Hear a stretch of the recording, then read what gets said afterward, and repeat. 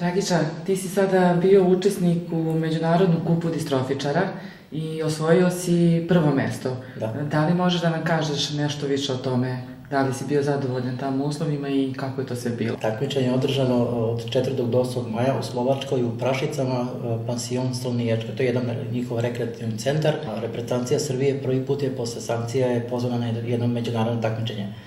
Našu ekipu je Srbije činilo 4 člana, od toga 2 igrača i 2 pratioca. Jedan se igrač bio ja, drugi je bio Travica Robert, isto član udruženja distrofičara iz Sombora. Na tom turniru ja sam osvojio prvo mesto, a Travica Robert osvojio 4. mesto, a kao reprezentacija Srbije osvojili smo drugo mesto i imali smo isti broj bodova kao i reprezentacija Mađarske, s tim da smo bolji Bukol, naš je bio loši Bukolac. Uslovi su bili idealni, priroda, hotel, sve, gosti, smeštaj, sve bilo je u najboljem redu i kao pravi domaćin.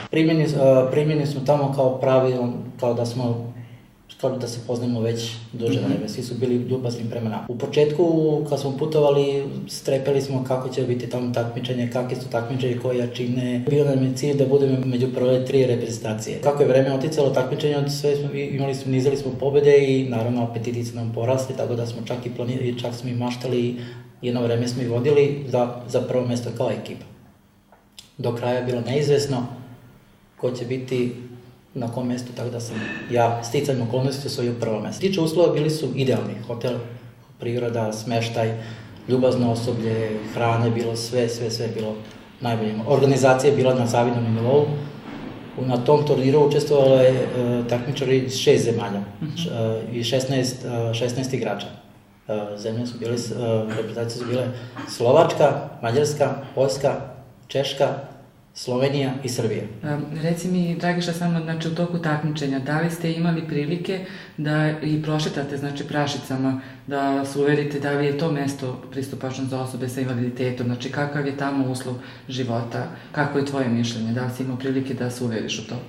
Imali smo prilike da se uverimo u trenucima odmorka između kola, kad smo imali pauze, malo smo se šetali po prirode, idealno malo smo se šetali, iskoristili smo priliku da odemo do najbližeg mesta kao to je Prašice. Nismo primetili da je nešto pristupačno, jer to je jedno selo negde na turističkom planu, tako da nije baš bilo pristupačno, ali selo je onako lepo uređeno, meštani su ljubazni, pozdravili nas kao da smo tamo bili svi. Mi smo sticajem okolnosti, namjerno smo nosili majice da piše Srbija, da se znaju gde smo i odakle došli.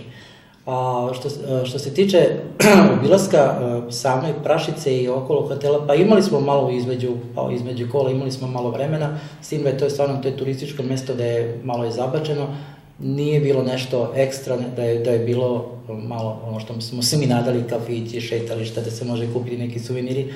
Nije toga bilo, ali zato je bilo priroda idealno, jezero i šume i sve je bilo idealno. Hvala ti na ovom razgovoru i mi ti svi u ime Saveza distrofičara Vojvodine čestitamo na prvoplasiranom mestu i želimo ti da i dalje budeš. Hvala u moje ime i u moje ime takmičara koji je bio sa mnom, moj cimer koji je bio sa mnom, Travica Robert. Hvala njegovo ime.